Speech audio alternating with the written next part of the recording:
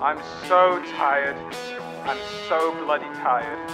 I don't even use proper animation software. Why do you watch me?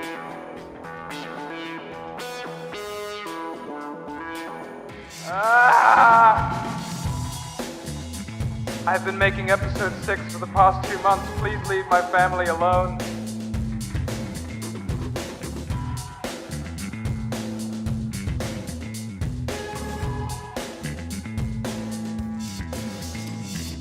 This special JPEG goes out to the angry and impatient viewer. Alright, let's answer some questions. Writing the script is the most important and the most recurring part of the creation process. I could be halfway through animating before I realize, oh, hey, that'll actually be really good. Then I just write it in. Inspiration comes out of nowhere, usually when I'm walking or trying to sleep. But I try my best to make sure there's consistency and meaning to the events that take place in the story. In the episode I'm currently working on, I've been advised to make sure each line of dialogue has a purpose in the story, even if it's just a joke. Make something you're proud of, enough to keep working on it, no matter how long it takes. This is a little embarrassing, but I use GIMP and Sony Vegas Pro 13. I draw out models, assets, and backgrounds, and I paste them together to make each frame. Sometimes I have to draw frame by frame for special scenes, but most of them are pre-drawn. Then I throw the PNGs into Sony Vegas and time it to the audio. It's really unorthodox and really tedious, but I don't currently feel like dedicating time to learning a new program just yet. As it turns out, the SCP content creators on YouTube are mostly readers, which means they usually have nice voices and microphones. So I thought it'd be nice to get as many as I can. Designating who does what voice is totally up to how I write the character though. And the larger I get, the more people I meet, so more opportunities for voice actors. There are a lot, but they're usually lines of dialogue or bits of animation. I'll show some on screen now.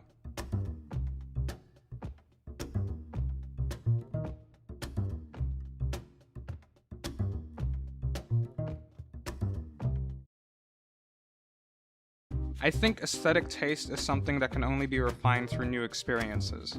With Confinement, for instance, I try to harness the feeling I get when I enter a sad, minimalist building. A simple design with muted colors and non-specific music sets the tone for the time-locked lifestyle of an inmate. But it also helps make big events look bigger and more exciting. Little things like lighting can really help set the mood too, whether it be cold, calm, terrifying, or mysterious. As much as I complain about the impatient fans, I think my followers and subscribers are a lot more tame and considerate than many fanbases I see.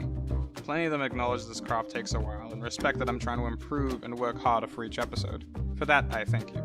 However, please stop asking me if X is going to happen or going to appear in any future episode. I already have the entire season planned out, so I won't spoil it either way. I'd say finally uploading it. It feels great to be proud of my work, enough to release it to the public at least. Reading praise and criticism so I can improve and ultimately become a better artist. And because of that, the episodes I'm most proud of are always the ones that I'm currently working on. Oh, there are a few. I've always wanted to have SCP-1265. I've got big plans, but not big enough for this one. When I was still making Bung Chronicles, I decided I wanted to work on a mini animation inspired by many things, but most notably Welcome to Night Vale. I wanted something horror-themed but light-hearted, that teased a greater, scary universe but not in a nihilistic way. And that idea bled into a series with 7 fully animated videos and still going. I'm planning on making 10 episodes altogether for this season. And if I still feel like it, maybe a second season. I'd say it's always story-driven, in that there is a purpose for the events that take place in relation to our main character. I just use the comedy to prevent the story from getting stupidly dark and needlessly nihilistic. As with Connor's immortality, in episode 1 it is revealed that Connor faces no threat from Ferdinand, intentionally, so that Connor's insecurities can be introduced to the audience, his fear of being compared to a monster. In episode 2, the primary risk for Connor is that he would be stuck as a log. It's not that big a deal, but the events that take place highlight the idea of permanence and conflict between being uprooted or being taken care of. In episode 3, Connor has to face the risk of being neurologically piloted by a jealous robot. Seeing as he can't die, you can imagine how nightmarish that would be. The episode establishes Connor's discomfort around other people, the robot being the most extreme example possible. But this experience actually helps Connor open up and make a new friend. Also, this wasn't intentional, but Connor and Natalie asked each other out between episodes 3 and 4 because of that therapy rescheduling. Okay, bye. In episode 4, there is no danger of health and well-being. It's more of an emotional one. In this episode, Connor opens up to Natalie about his abandonment issues because of his mother. Then shortly after, meets an SCP who has the exact same backstory. Thinking that they could be friends, she vanishes in pursuit of closure, leaving Connor alone to wonder if he could ever be so lucky. In episode 5, the threat is simply that Connor would be a silver person in some makeshift slum for the rest of his existence. But this measly and pathetic threat is quickly denied by something potentially more dangerous for everyone, including Connor. But I can't say anymore. Good question. Natalie is our assertive window into Connor's world. Otherwise, he'd be even more boring and quiet than he is now. There is a dynamic about the two that challenges Connor's insecurities from episode 1. And based on the last episode, that dynamic might be shifting slightly. As for the ethics committee, you'll just have to wait. I wanted Ferdinand to remind me of many elderly people in my life who talk more than they listen, making them a bit charming but also a bit intimidating.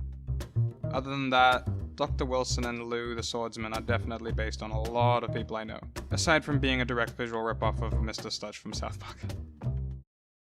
My art style takes heavy inspiration from shows like Super Science Friends and The Regular Show. I don't know.